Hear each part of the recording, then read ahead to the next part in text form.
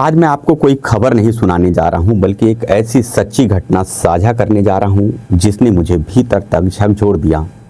हो सकता है इस कहानी में आपको अपना घर दिखाई दे, अपने माता पिता दिखाई दे, या शायद अपना बचपन।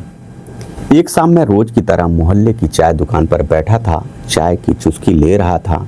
शायद मैं कुछ ज़्यादा ही गंभीर था, तभी एक बुजुर्ग जो अक्सर वहीं से गुजरते थे मेरे पास आकर ठहरे। उन्होंने मेरे चेहरे की गंभीरता भांप ली और मुस्कुराते हुए बोले, पत्रकार महोदय, सब ठीक तो है? इतने गंभीर तो आप कभी नहीं दिखते थे, आज क्या बात है?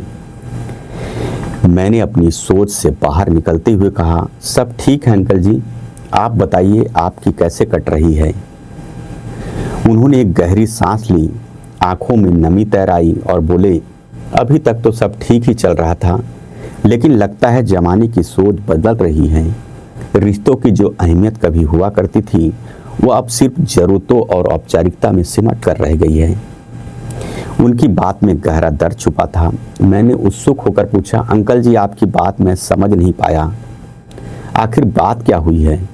बुजुर्ग ने अपनी छड़ी को थोड़ा कसकर पकड़ा और बताने लगे, हमारे पड़ोस में शर्मा जी रहते थे। उन्होंने अपने जीवन के सारे शौक किनारे रखकर पेट काटकर अपने बेटे को पढ़ाया। उसे शहर के बड़े स्कूल हॉस्टल में भेजा ताकि अच्छी तालीम मिल सके। बेटा काबिल निकला, बड़े शहर में बहुत बड़ी नौकरी भी मिल गई। वह हर महीने शर्मा जी को भारी भरकम पैसे भेज देता था, पर खुद कभी मिलने नहीं आता।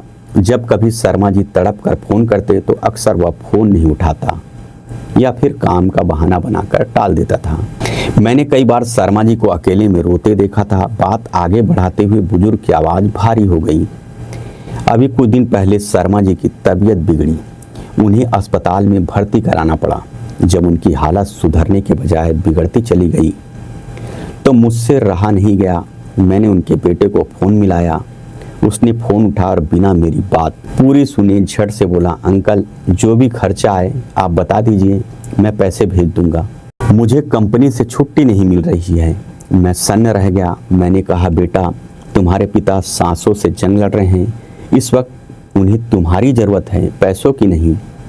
वह चुप रहा और बस इतना बोलकर फ़ोन काट दिया, मैं नहीं आ सकता। पुत्र की इस बेरुखी का झटका शायद शर्मा जी सह नहीं पाए। 2 दिन बाद वह इस दुनिया को अलविदा कह गए। मैंने भारी मन से फिर उसके बेटे को फ़ोन किया।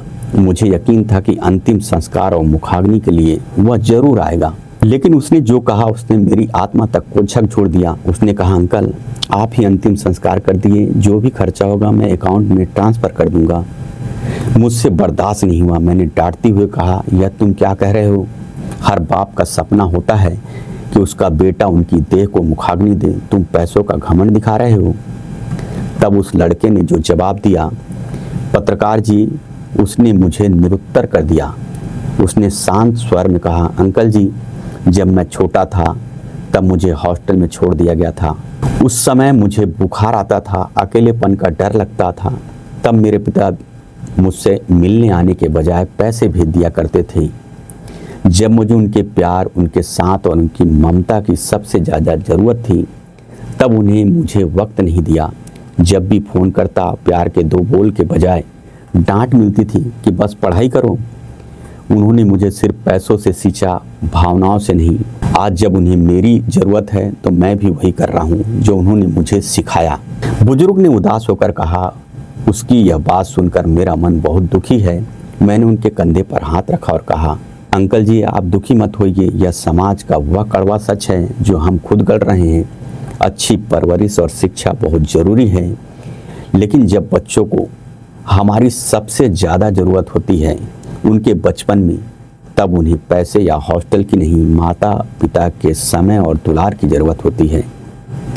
शुरुआती पढ़ाई बच्चों को अपने पास रखकर करानी चाहिए ताकि संस्कारों और रिश्तों की जड़ें मजबूत हो।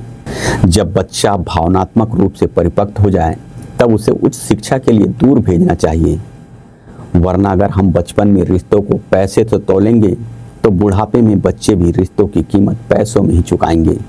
मेरी बात सुनकर बुजुर्ग के चेहरे पर एक संतोषजनक मुस्कान आई। वे बोले, पत्रकार जी जमाना बहुत तेजी से बदल रहा है, इस घटना से सबक लेने में ही सबकी भलाई है। चलिए अब चलता हूँ, आपसे दिल की बात कहकर मन बहुत हल्का हो गया। मैं उन्हें दूर तक जाते हुए देखते रहा। चाय ठंडी हो चुकी थी, लेकिन मन में एक सवाल गर्म था। सफलता की इस अंधी दौड़ में हमने तरक्की तो बहुत कर ली, लेकिन क्या हम मानवीय मूल्यों और भावनात्मक रिश्तों को पीछे छोड़ आए हैं? अगर यह कहानी आपके दिल को छू गई है तो इसे अपने परिवार और उन माता पिता तक जरूर पहुंचाएं जो समझते हैं कि बच्चों को सिर्फ पैसा और अच्छी पढ़ाई देना ही उनका सबसे बड़ा कर्तव्य है, क्योंकि रिश्तों पैसों से नहीं, समय, संस्कार और प्रेम से ही बनते हैं। यह सच्ची कहानी आपको अच्छी लगी हो तो आप शेयर और कमेंट्स जरूर करें। प्रभात टीवी के लिए मैं हूं रमेश भगत। नमस्कार।